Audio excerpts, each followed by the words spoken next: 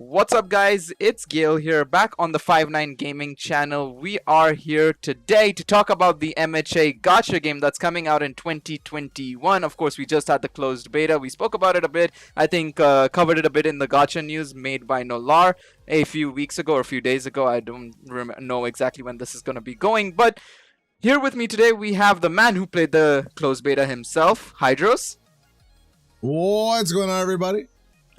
And also here to ask his own questions, we have Gacha Talks.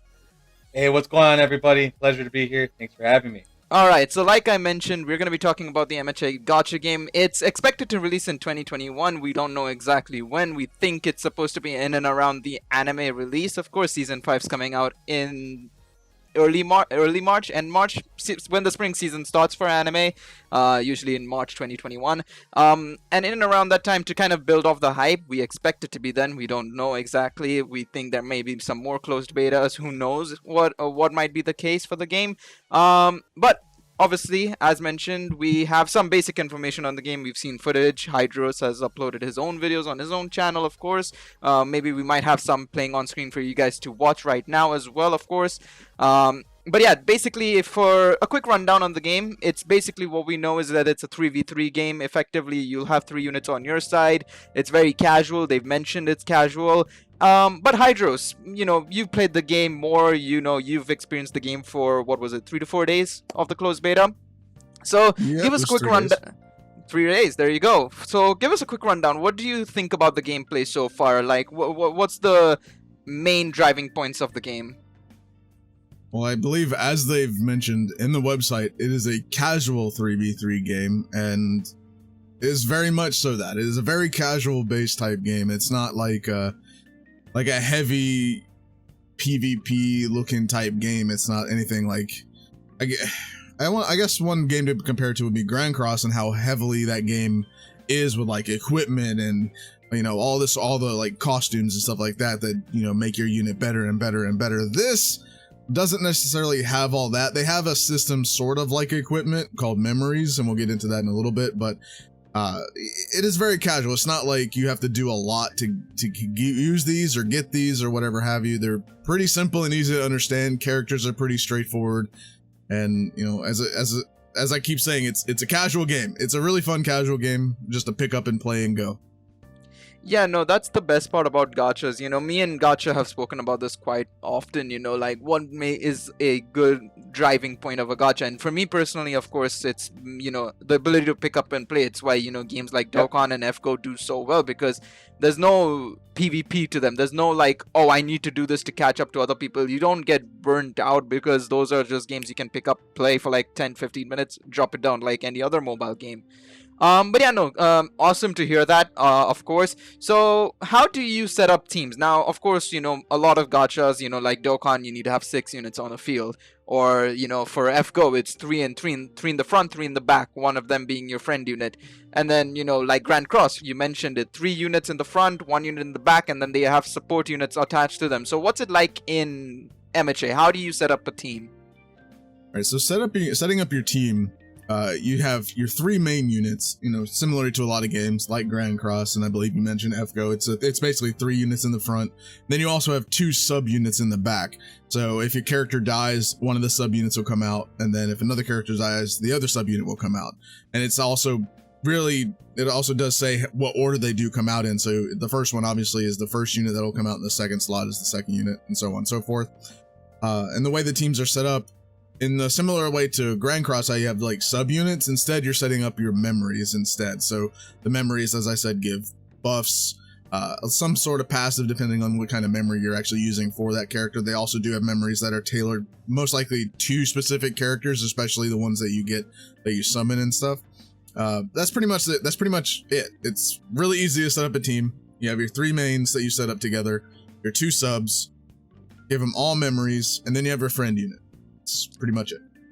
Okay, now speaking of friend unit, of course, what do you friend units do exactly in this case, and how do you set up your own friend units? Because from what I've seen, it looks kind of different. It looks similar to FGO, personally, from what I've seen, but give us some more detailed look into how does it work. So setting up your friend units, obviously, you know, all games have a friend unit type set that you can do. Dokkan has theirs, FGO and stuff like that. MHA, when you go to set up your friend unit, you have a category that is for all, so it's kind of like your general friend leader that will be in like the generalized all friend list. And then also after that, you can set up a unit per typing, so you can set up your red, green, blue, yellow, and purple units all together, and they can all be different units. You can't use the same unit that's in the all typing. Let's say you have a red unit and all that same red unit can't be in the red unit slot. So you'd have to pick and choose which one that you want for your general unit and then which unit you want specifically for the red unit. And the way people can actually see these friends is that when you're actually picking a friend to go to an event, there is the category filter, or the typing filter rather, to the side, and then you can just flip between each one, kind of like a tab system. You just tap on it and it switches automatically. So you have the all and then each typing follow that. And then pretty much how it's set up is if you set your red unit, the people that select that red tab will see your red unit there. Same for blue, green, yellow, purple. And then all typing, you'll see the general character. It's not like a mix of all the other typings that you set as your friend unit. So it's not a mix of them. It's literally just the one friend unit you set as your general all friend. That's pretty much how friend units are actually set up and used. Yeah, you know, I think Hydros has heard this a lot, but so far it's so similar to like how FGO has their whole game set up. It's like, you know, the 2 in the back, and you know, the memories, which is similar to like craft essences and Fate Grand Order, if anybody's played it, of course. And then of course the whole support system, because in FGO what you do is the same thing. You have an all slot, and then you have like a slot for like each class basically. So very similar in that regards. Now, obviously, this is where things get a bit different from most gachas. Tell us more about the battle mechanics, because from what I've seen, it doesn't seem like you know, a complex system from the looks of things. It's very much like a tap kind of thing, move on kind of situation. So, what do you think about the battle mechanics, Hydros? Battle mechanics, as you said, is like kind of a tap start, tap start, tap start type of thing. However, depending on what your character uses, like your character has, you know, you have a basic attack if you don't choose like a main attack, so you can just literally just hit start, not choose any attacks, and they'll just kind of do like a basic sort of attack, and then, you know, you continue on from there. And then you have your other 2 attacks, or in some cases, some are like buffs or debuffs and stuff like that. So let me take Deku, one of the SR Deku, for example. His first ability is just a smash punch. So there's that, and then his second ability, I believe, raises power for all units as well on your allies. So all units get a little buff as well. So depending on how you use the character is depending on, you know, what you're actually going to be using. So then you have Bakugo. Bakugo's first one is his stun grenade, which is a AoE type attack. And then his second ability is an AP shot, which inflicts burn. And also his stun grenade inflicts darkness, and I don't know what darkness technically is. I assumed it's something to do with accuracy at this point, because, you know, darkness you can't see, stun grenade makes sense, right? Yeah, you'd think it'll be So like I kind of figured like blinding the enemy, yeah. Yeah, I figured that's what that was, something like that. Anyway, so that's what that does. And then AP shot, you have your burn that he can inflict with AP shot. And then, you know, Chaco has a heal and stuff like that on hers, and she also has a counter. So it just really depends on what moves you have available, because they do have cooldowns. So let's say Bakugo's AP shot has a 4-turn cooldown, and, you know, you just kind of have to strategize how you actually want to do it, especially for these harder events that you actually take on.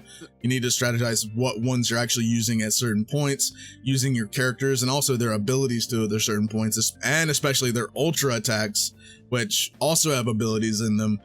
So like Bakugo's ultra, I guess ultra super, and it's not really an ultra super, it's called plus ultra attack or plus ultra technique. Bakugo's plus ultra, if the enemy is burned, he gets a damage buff. So there's that. And then Bakugo's passive, the more enemies you defeat with Bakugo, the more his power increases by 10% each and every time. So you kind of just need to figure out, you know, I need to get this unit to do this unit to do that, and you kind of just back and forth. It is very casual, but it does have a strategy point to it as well. Yeah, no, it does seem very much like there is something to it. Like and I'm going to be comparing it to other gachas to kind of, you know, give an idea. Like the thing is, I mean, FGO is primarily here because it's so similar. It feels like to FGO, but at the same time so different. Because from what you've mentioned here is that they have like buffs and abilities as well. However, I assume it does take up like a turn basically, or does it activate immediately?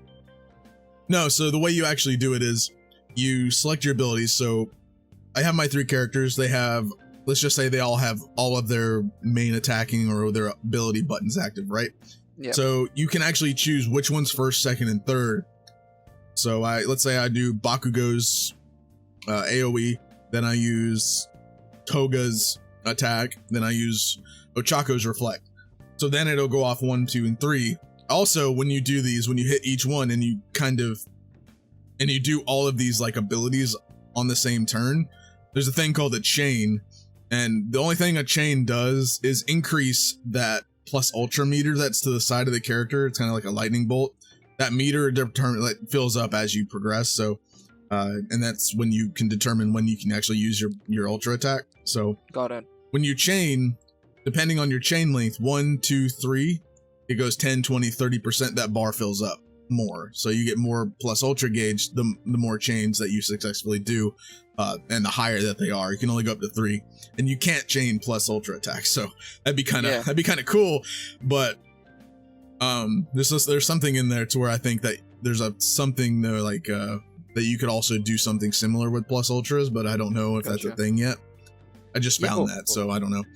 Yeah, no, this reminds me more of like a traditional RPG style, the battle mechanics, to kind of like say a Danmachi, if anybody's played that now. I'm gonna be comparing it to so many games here, but Danmachi also has their setup where it's like they have abilities and then they have a basic attack, and for every time you do something, your gauge charges up, so you can pull off in that game it's called an SA charge, so a special arts, and here it's obviously the plus ultra meter, of course. Of course, yeah. So that's very interesting. Any questions from your end, Gacha, regarding the gameplay so far? Gameplay, not so much. It seems real cool, real simple, which is exactly like how I like it. I saw that you did mention about the skip tickets and stuff. So I'm pretty happy that they incorporated that. But my big question for you, because I know you have been working with the banners a bit, how's the pity system, if there is one so far? There is something of a pity system. Also, just to quickly jump back, there is a turn button, the turn start. Just an FYI, you don't just hit the buttons and go, and it goes by itself. You actually you physically turn start. So that's one thing there. Yeah, it's not like Dokkan where you click an orb and all of a sudden you're just thrown into the animation. Yeah, you can choose what to start. So you can kind of, if you mess up and you want to unselect and reselect, you can do that before you hit turn start. Anyway, going back to the pity system. There is a pity system. It's a point system. It's the more you summon, the more points that actually build up. So if you don't actually get like one of the new banner units, for example, I can't remember exactly how many points it is. I think it's maybe 10. I think it's 10 because you need 300 points in total to get one of the banner units and/or slash memories. And I think it's 10 points per multi. So you need to do, I think, 30 multis in order to get the 300. I think that's kind of general, right? That's kind of how most of them do it, if I'm not mistaken. Yeah, is it like Genshin or Grand Cross in the sense that it only works for that banner, or is it like Dokkan where it carries over? We don't really know that yet. I'm not sure if it carries over because I think it only works for that specific banner. Dokkan has the coin system, which works for any unit in that specific coin like shop. So that makes sense that it would do that. But this is, I think, more banner specific.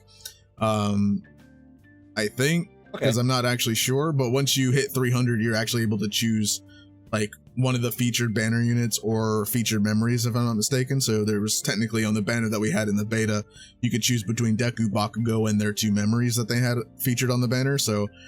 And I noticed that when I did mine, when I first summoned Bakugo, the Bakugo in the pity shop said sold out. So I assume once you actually summon the unit, if you don't use the pity system, if you do summon it without the pity system, you then don't get the ability to buy that character because you already summoned it. There's no point to it, right? So. And again, this theory here feeds into the dupe theory that I have and how this actually works. But the pity system, it's not bad. I think most gachas have similar setups to it. 10 points per multi if you don't get a featured unit or one of the featured units, and I don't know if it's strictly if you get points because based on URs or it's points based on how many units you got in the multi. I don't know. I'd have to look back and break it down more, but from what I understood, it's 10 per multi. Because I didn't do that many multis to begin with, so I got like 90 points total, but I did get Bakugo, thankfully.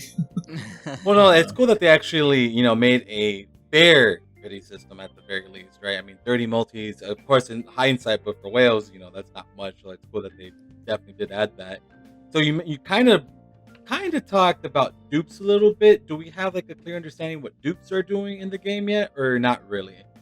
Well, in perspective for memories can use dupes to where you feed in the dupes and it kind of quote unquote limit breaks the memories. So memories, you summon your first memory, then you need 4 more to completely max it out. So for a memory, you have a little star system that indicates its limit break level 1, 2, 3, and 4 stars. And that's literally just feeding the dupe into it. That's all you do with it. And then once you have a 4-star one, you can summon more and then do another one, and you can constantly make more of them. Obviously, it's not like a one-time deal for memories. In terms of dupes of characters, you summon the unit once, and then I don't know what else.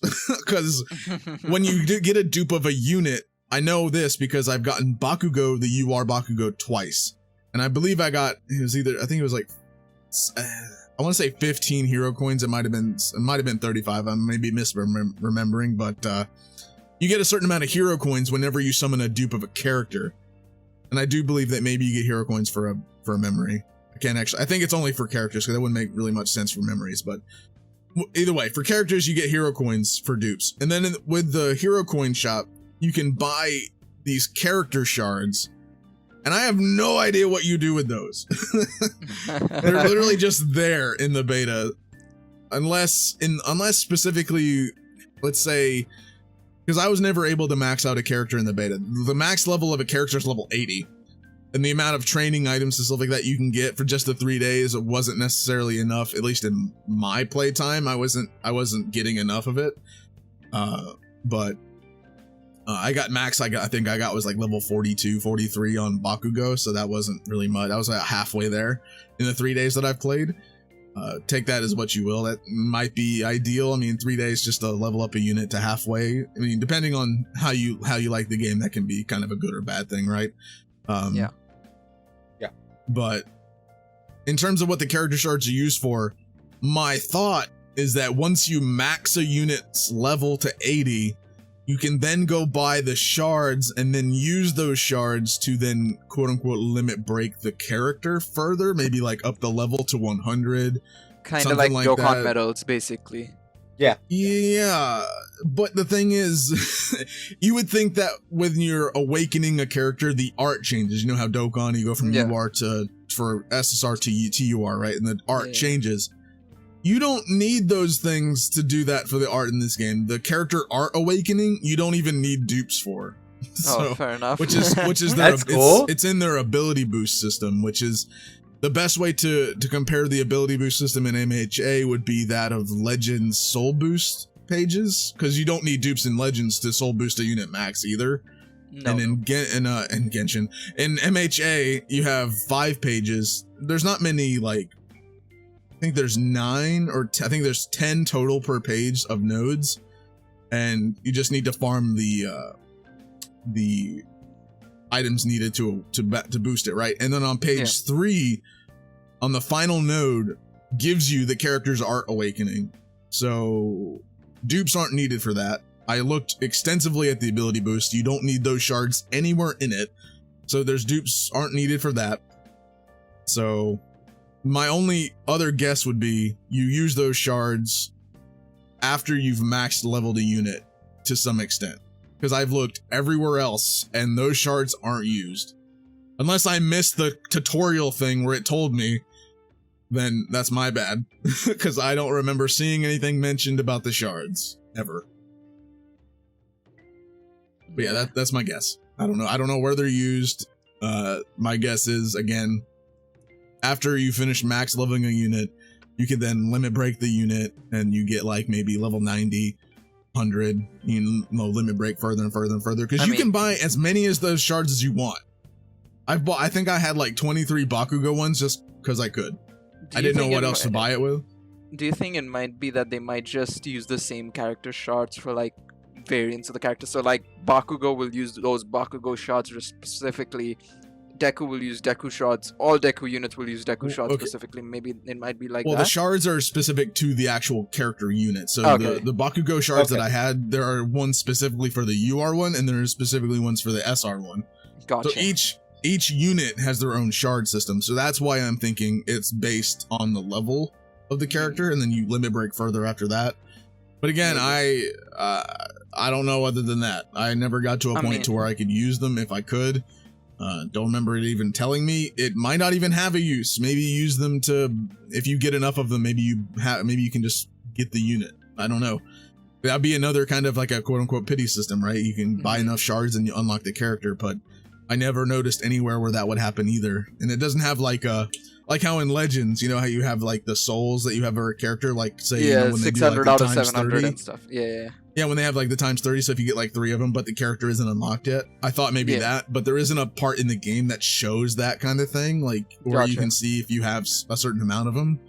So that's not a thing either, so I don't think it's for that either. I just think it's a limit break item that's used once you max a unit.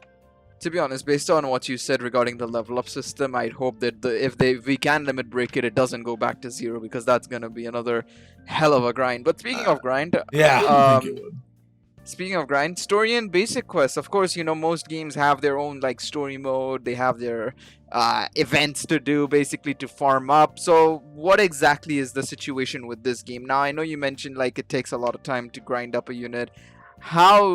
What exactly do you farm, and how easy is it to farm these specific materials, like the stamina system? Give us a quick rundown of everything. All right, so the stamina system, first of all, when you first start, I think it goes up by 1 incrementally as you go. I can't remember what you start out with. Maybe I think it's 10 to start out with, if I'm not mistaken. Then it kind of goes up by 1. Then once I noticed when I hit level 25, I had, I think, 30 stamina or so, something like that. And then once I went to 26, it went up 5. When I went to 27, it went up to 10. 28, another 10, 29, another 10. So once you get higher level, the stamina increases dramatically a lot more. So that's a better thing in my opinion. It was kind of scarce feeling in the beginning, and it costs 50 gems to replenish your stamina, which in hindsight's really not a lot when you think about it, because it takes 500 to do a multi, but that's still 50 gems you could also use on a single summon, which is like using a dragon stone to do a stamina refresh in that, but it doesn't take 1 dragon stone to do a single, and so it kind of makes a little bit of a difference. But yeah, stamina seemed a little scarce at first, but as I got higher and higher and higher, the stamina did increase a lot more and incrementally got better. So at level 29, I was at 70 stamina. I was just about to hit 30, so I assume it would have went to 80, which would have been a little bit more, and it would have been a lot better. Yeah, it did get a lot better, and that was a good thing as well, especially when you replenish your stamina. It goes up by, I think, like 100 or so, and every time you use 50 gems. And I think it's an unlimited stamina refresh. You're not limited to a certain amount of times per day, you know, like Legends, or per hour or something like that, or it is per day. So you're not limited to that I'm aware of. I never encountered that. In terms of farming, each unit and memory have their own training items. Units have like a candy bar type item, and there's 3 versions of it, you know, small, medium, large. And then memories have their own. I think it's like a juice box. So it's a small, medium, large of that too. It looks like a juice box. I don't actually know what it is. So there's that. They have specific training items for that. There's also a training area that you can actually farm gold in, which is the currency of the game. In terms of like buying stuff in the shop and stuff, you can have free farmable gold, which is also used to level up your characters. And then also you need gold to use an ability boost. So there is a gold stage as well. And there's also a stage for the memory items. And there's also a stage for character items, which you can do each one of those stages 3 times a day, not 3 overall. So you can do 1, 1, and 1. That's your 3. No, you do 3 per stage. So you can do 3 of the training item, 3 of the memory training item, and 3 of the gold, which is pretty good. I felt like sometimes that might have gotten a little, not a lot in terms of character training items, because you need a lot of character training items to get to level 80. And Yeah. I think maybe I used I think I streamed it in Discord. I had like 80 of like the medium training items and I barely went up 5 levels. So yeah, I don't in think terms of getting like the large ones, I can't remember where you can get the large ones. I think it's on the like the hardest difficulty of the training stage, but they're very scarce. There's not a lot of them. You can also buy those in the shop too for like gold and some of the coins that you can actually get in game. So there is a way to actually buy more of them, and you can actually farm training items for characters as you're doing quests. So if you use skip tickets, you can actually get a little bit over time as you're using skip tickets too for stages. Like if you're farming your ability boost items, which you can get specific items for the ability boost stages on certain quest stages, so you can farm that, use your skip tickets, and you can get a few training items here and there, which is pretty good as well. So it's not a terrible thing, so you're getting a little bit of everything. Character memories, I can't remember if you get character memories while you're doing quest. And I might have, I've never noticed because I was so focused on getting training items, so I never noticed that. And then also in terms of training, farming up gold, you get gold per stage and quest and everything too. Yeah, it seems very basic. It's just that I definitely did notice, like, that's one big problem I hope they do fix come the launch of the game, is like, you guys were starving. I know you were obviously playing the closed beta. I had some personal friends from my own personal Discord, as well as some other people that I knew who were also playing the closed beta, and it was noticeable that not a single one of you ever managed to fully level up a character through the whole 3 days of beta, which is, to me, like, it's the same problem I have with Genshin, and this is like, for me, is like, if you're getting a new character, it should be not particularly, say, easy to fully level it up, but it shouldn't take you like 3 to 4 days plus to level up a character from 0 to like, or from 1 to whatever the max level is, in my personal opinion. So hopefully they do make it a lot more easier come the launch. Now, you also mentioned a special event or a boss stage, like this is an ultra difficult stage, like, and then what is basically in the closed beta, the end game content, the USJ event. Can you give us an idea of what exactly do we do in that, and what's the rewards, like what's the benefit of doing this event? So the USJ, it is a difficult event. Like, I think I tried to do it early on. My character was around like 20, 25. And I didn't really train up my my memories too much, so I wasn't really buffed out on my characters, right? So I tried doing the All Might, one of the All Might USJ boss events, just on the easiest difficulty. And you have to do USJ to beat the boss. You have to just take down the boss's health, pretty straightforward. And then also you have to beat it within 20 turns. If you don't beat it within 20 turns, he literally just one-shots your entire team and you're done. So, but if you do happen to lose, like say you make it to the 20 turns and you happen to lose, whatever the boss's like health is at when you lose is what it starts out at when you try it again. So there is that, and that's pretty cool. Like you don't have to start completely over, so that's not too bad. And when you win a boss fight, you get a few gems for first time clear. I think you get, in terms of the beta, you got 20 gems per difficulty, so. No, it adds up. 20 gems, not too bad. And then in terms of what you get as a reward, you get like these USJ coins, which you then use those in the shop. And again, there's character shards in there. So again, don't know what to do with them. You can also, there are like, I think there was a memory item in the USJ coin shop that was like 5,000 USJ coins. I don't think anyone would have made it to that, just an FYI. But there you can buy it was a UR rarity, so that was the highest rarity in there. Gotcha. I think there was a UR rarity, an SR rarity memory, and there's also an SR Bakugo in there as well. So you can have a free unit, basically, a free unit that wasn't, I think, on the banner, because I never summoned him, and I never saw him on the summons. Unless I was wrong, then anyone correct me if anyone played.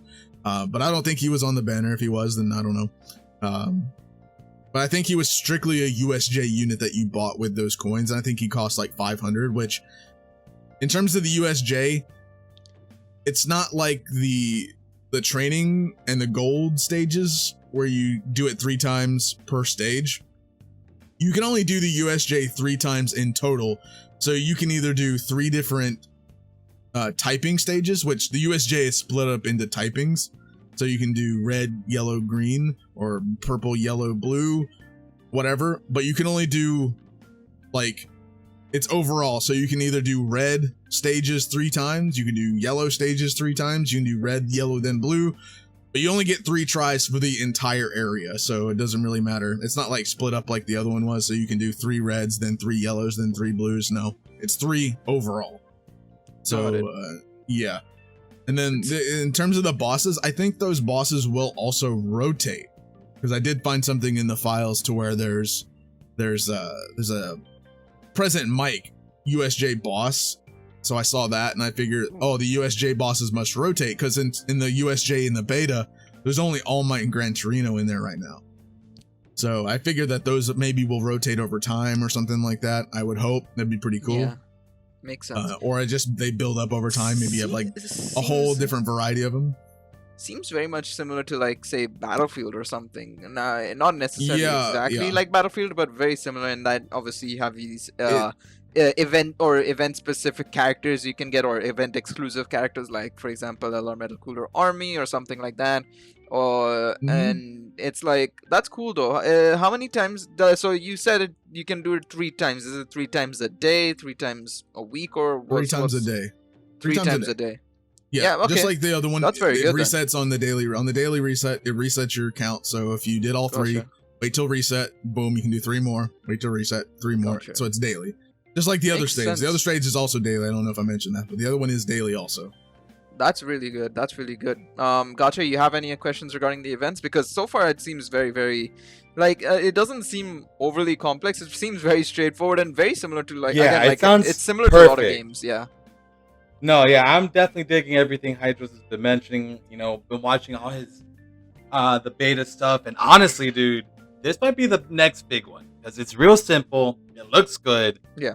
The banners are looking great, and I guess like one of the questions that we kind of brushed up on in the beginning was, we don't really know about different rarities in the game in terms of, like, are there going to be like festival units and stuff like that? We don't really have an idea yet. Well, I do know. There are N, R, SR, UR, and then a rarity that no one knows about. I haven't even done a video on my own channel, and I will, but it's a PUR rarity. Ooh, so Which, that could be festival type. and it is after UR. In terms of labeling in the file, it's number 5, which UR is number 4, PUR is number 5. Now, the thing is, I don't know if that is specific to a new rarity for another unit, or if it's based on the shards and you limit break a character, then your unit's rarity changes to PUR. I thought that the unit rarity changes like if the art changed, but that wasn't the case. It stayed UR whenever the art was awakened, so that wasn't a thing. So if there is a limit break system for characters, it would make sense because it is still UR and PUR being plus ultra rare. So if you limit break, that would kind of make sense as well. So I'm not really entirely sure if it's a completely new rarity for a unit, or if it's something like for limit breaking a unit and then the rarity changes to that. My guess would be the limit break. But I'm hopeful that would be like a festival type rarity, something like that. That'd be cool too. Yeah, for sure. Nah, dude, that was that sounds pretty exciting, for sure. And then in terms of release date, we're still just looking at like early 2021. Yeah, as I mentioned at That's the what start, I'm thinking. that's something I mentioned at the start, was like, it's probably gonna be around the anime. I'd The say anime, yeah, to pull up the hype and stuff. But yeah, no, I think that's all the stuff we mentioned. Of course, we mentioned a bit about the exchange shop. You've covered it quite a bit over this period of time regarding like being able to buy characters, character shards, which we still don't know what it's for, training items and stuff like that. Now, this is a question I think, or this is the roundup topic I think we need to have, because I know you got a questionnaire at the end of the beta. I didn't ask about it before. Obviously, we spoke about it a bit just before we started recording, but I didn't like properly ask you when the beta ended. This is something I spoke to somebody else about, and he mentioned that the questionnaire included questions regarding PvP, guilds, guild wars, co-op, and so on and so forth. So the big question here is the scope. What do you want to see in the game improve, or what do you want to see add to the game? And the adding part is, of course, put to you, both you and Gacha. So first, we'll start off with Hydros. What do you want to see improve from the closed beta? And what do you want to see added, if anything? Do you think a PvP would work, or do you think it's more so oriented for a single player experience, or maybe could they add like guild and co-op? What's your thoughts? If they were to do PvP, and yes, the questionnaire did ask stuff about guilds, it asked about some co-op stuff, it asked about PvP. In my opinion, I would not prefer PvP. I would like co-op and guild. That way you can work together. That'd be a much better system in the way this game is built. But I wouldn't put PvP past them. It probably will happen, and it will probably be casual PvP. I mean, there obviously probably will be a ranked version, but in the way how the characters are set up and how everything is developed, it's still a casual type game, right? So, I don't know how PvP would work. I would love to see guilds. That would be really fun. And like guild type events where you can co-op with people from your guild, or just friend co-op in general, like you go against like a raid boss or something like that. That would be cool.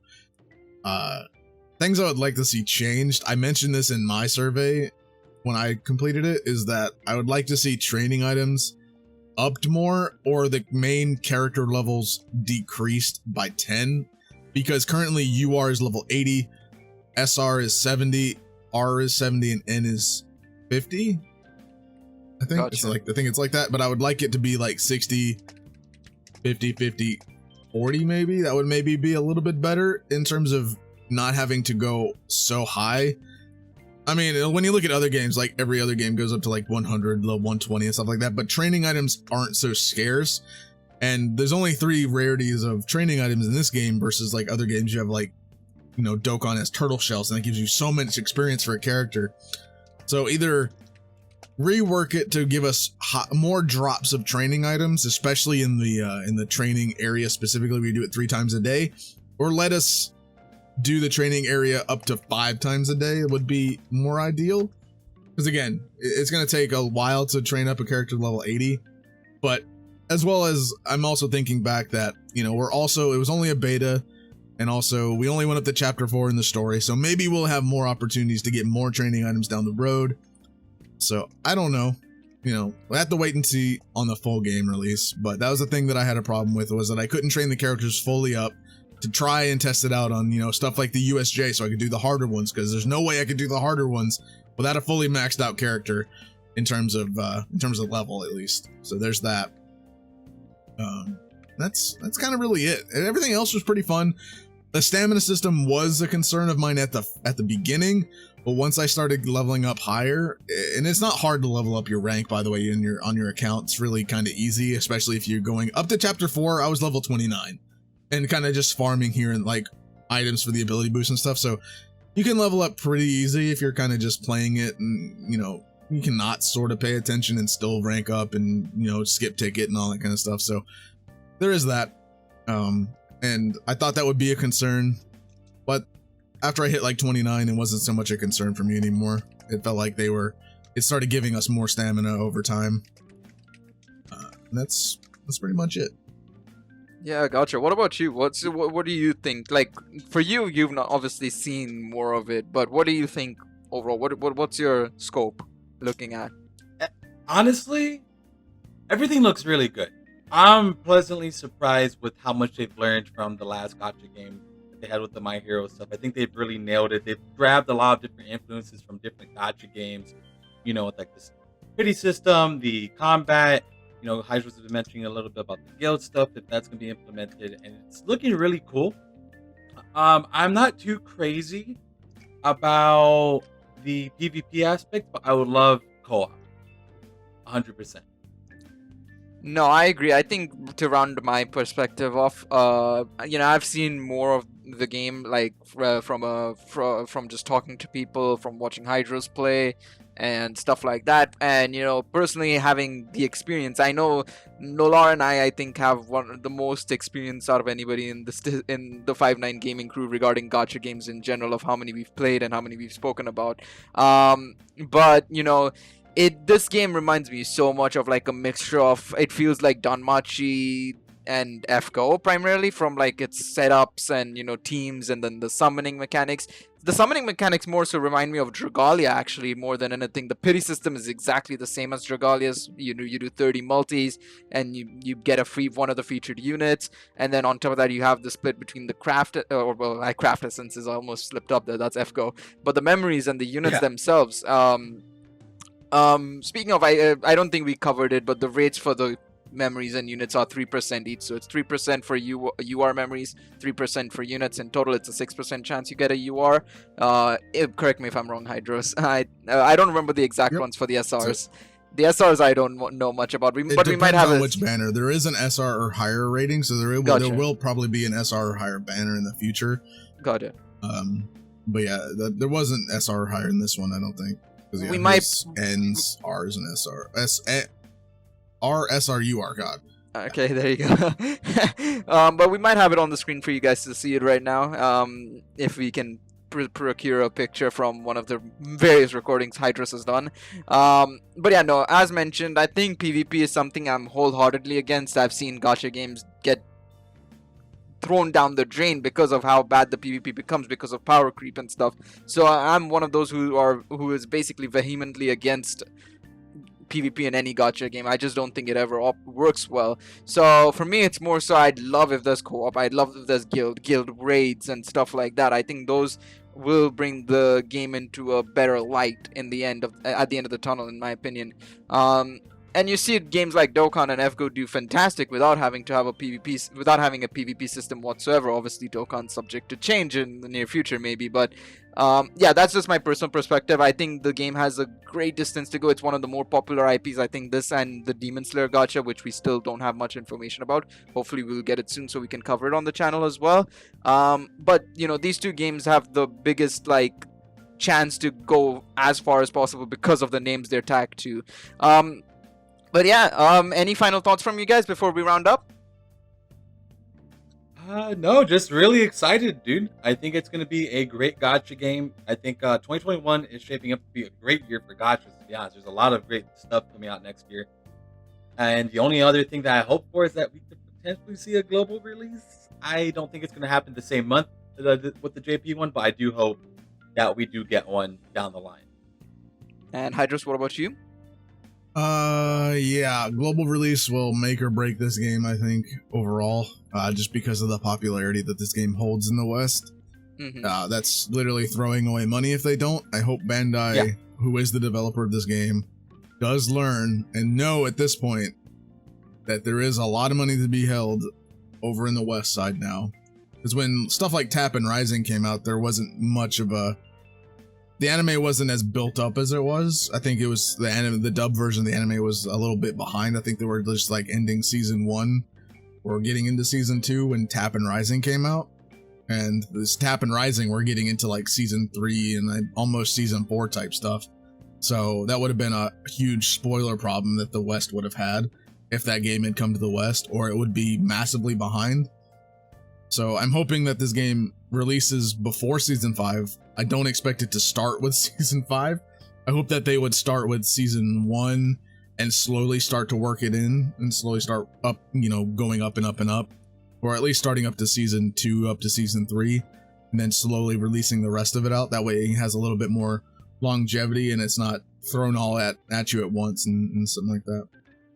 No, for sure. I think, like I mentioned, we spoke about this multiple times, I think, in private, is that the biggest problem they'll have, especially if, say, the Demon Slayer gacha does get postponed and, it doesn't release in 2020 exactly and decides to release in 2021, MH is going to have some stiff competition because Demon Slayer is very popular in Japan, so the Japanese player base is going to soak it up right to all hell and back, basically. So the MHA gacha has to release in the West because this is where it's pretty much, I would argue to say, more popular as well compared to the Japanese player base. So yeah, no, that's all from us, I think. Follow us on all our socials down below. We will be trying to bring out MHA content as it comes out, in terms of the game news, maybe a podcast down the line if we decide to do one. But yeah, be sure to follow us on all our socials. They'll be in the description down below. Our Twitch, our Twitter, all of that stuff. Leave a like and subscribe. It's been Gil, it's been Hydros, and it's been Gacha Talks. We'll see you guys next time for some more content, maybe on MHA, maybe on something else. Catch y'all later. Thank you for watching. See you guys later. Bye.